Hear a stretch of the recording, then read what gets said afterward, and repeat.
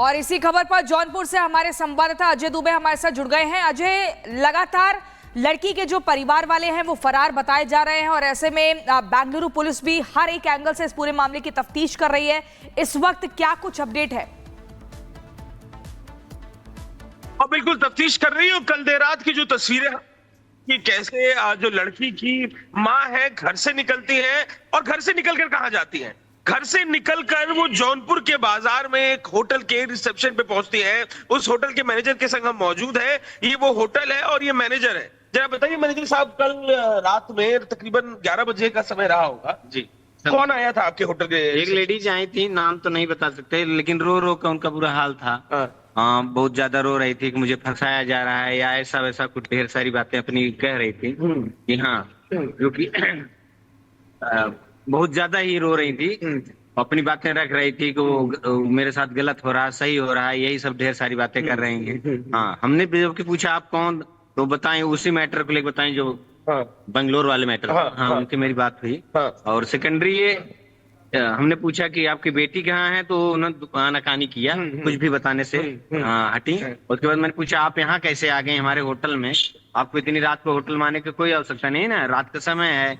Secondary ये तो करें दवा लेने जा रहे थे, हमके दवा लेने आप जा रही थी, यहाँ कैसे आ गए? तो रो रही थी बहुत ज्यादा।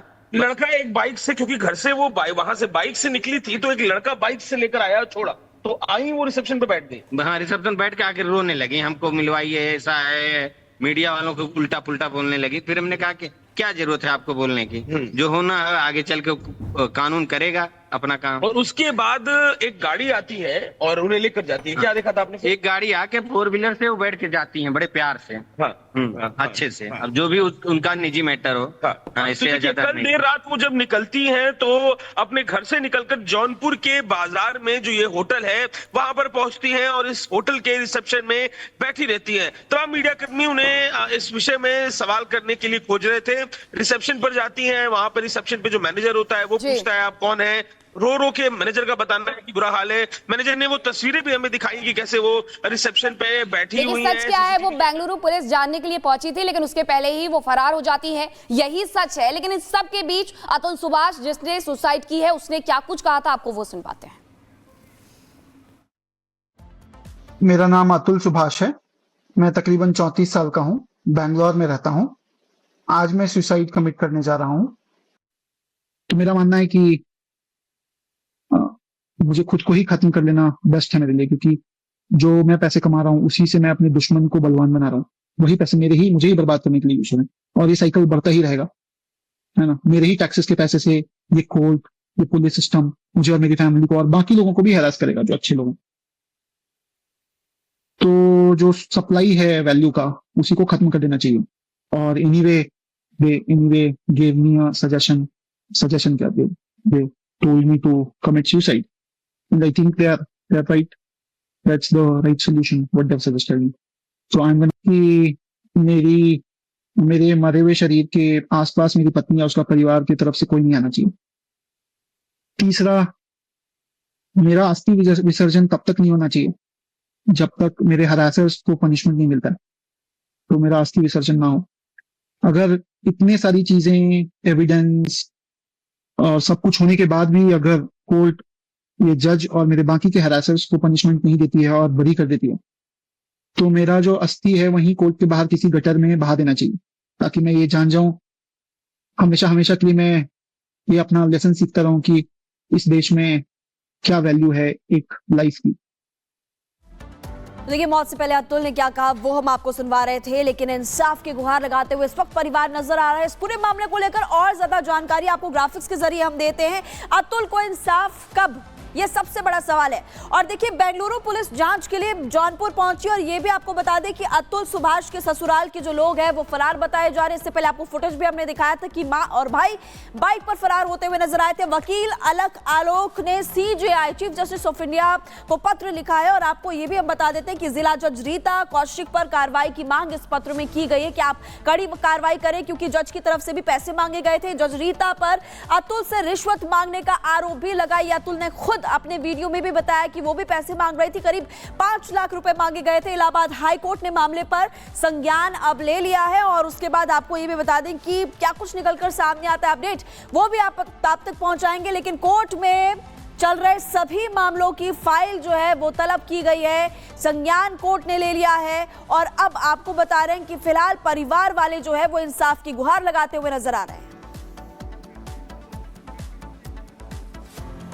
और इसी बीच अगली बड़ी खबर आपको बताएंगे। एनआरसी को लेकर हेमंता सरकार ने एक बड़ा फैसला, बड़ा कदम उठाया है।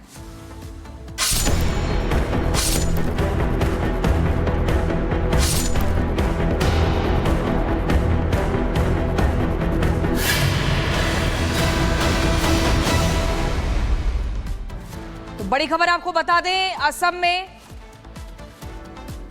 बड़ी खबर आपको बता रहे हैं, असम में हेमंता बिस्वा शर्मा की सरकार ने बड़ा कदम उठाया है। घुसपैठियों के लिए सीधे तौर पर कहा है कि आधार कार्ड तभी बनेगा जब एनआरसी के लिए आवेदन किया जाएगा। एनआरसी के लिए आवेदन करना अनिवार्य होगा और उसके बिना आधार कार्ड नहीं बनेगा। घुसपैठ रोकने के लिए असम सरकार का ये बड़ा फैसला, बड़ा कदम उठाया जा रहा है। बिना एनआरसी के आधार कार्ड नहीं बनेगा। आधार कार्ड के लिए एनआरसी में आवेदन करना जरूरी है। इसी के चलते ये कदम उठाया गया है। No Aadhaar card to person who did not apply for NRC. Assam सरकार ने सीधे तौर पर ये बड़ा आदेश जारी किया है। तो असम सरकार ने ये बड़ा फैसला लिया है। अनिरुद्ध हमारे साथ जुड़ गए हैं। अनिरुद्ध, उसके पहले सुप्रीम कोर्ट की तरफ से 6A के तहत फैसला भी सुनाया गया था कि जो लोग भी 1971 मार्च के पहले भारत में आए हैं, असम में रह रहे हैं, वो सभी घुसपैठिए माने जाएंगे और ऐसे में बिना आधार कार्ड बने उन्हें वैसे ही रोक दिया जाएगा। अब आगे आखिरकार इस पूरे मामले में होने क्या वाला है? असम सरकार क्या और कोई बड़ा फैसला ले सकती है?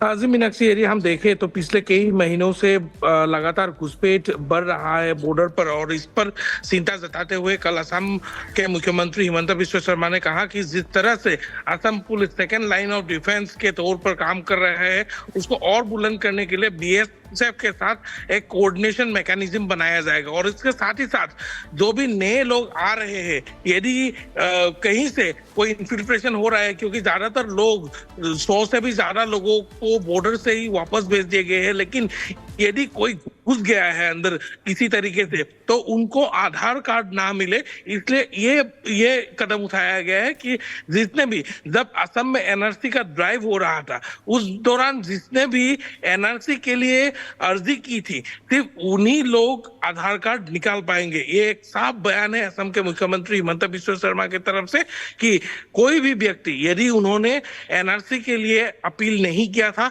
एनआरसी में अर्जी नहीं डाला था, तो वो अभी आधार कार्ड नहीं निकाल पाएंगे। बहुत सारे लोग ऐसे असम में अभी भी है जिन लोगों के पास आधार कार्ड नहीं है, तो वही यदि कोई घुसपैठिया यदि आकर के आधार कार्ड निकालने की कोशिश करेंगे तो वो नाकाम रहेंगे, क्योंकि एनआरसी के अर्जी के बगैर आधार कार्ड यहाँ पर नहीं लाभ कर सकेंगे। मीनाक्षी, ठीक है, आप लगातार जानकारी दे रहे हैं और फिलहाल ये बड़ा कदम उठाया गया है और बड़ा कदम उठाया गया है। देखिए यहाँ पर फिलहाल इसको लेकर के मीटिंग भी हुई थी बाकायदा और अब मीटिंग होने के बाद अभी बड़ा फैसला किया गया है। इसके अलावा अन्य राज्यों की बात करें, वहां पर भी लगातार हंटर चलते हुए नजर आ रहा है। लेकिन आपको और ज्यादा जानकारी हम ये भी देंगे कि आखिरकार अब असम में आधार जो है वो कैसे बनेगा, आधार कार्ड कैसे बन सकता है वो आपको बताते हैं। अब UIDAI के पास आधार के लिए आप आवेदन कर सकते हैं। इसके अलावा आवेदन को वेरीफाई UIDAI ही करेगा और ये भी आपको इससे जुड़ी भी जानकारी दे दें कि अब वेरीफाई के लिए असम सरकार को भी पत्र यहां पर लिखना होगा और लोकल अफसर आवेदक की जांच जो है वो करते हुए नजर आएंगे। जो डॉक्यूमेंट्स है वो जांच भी की जाएंगे।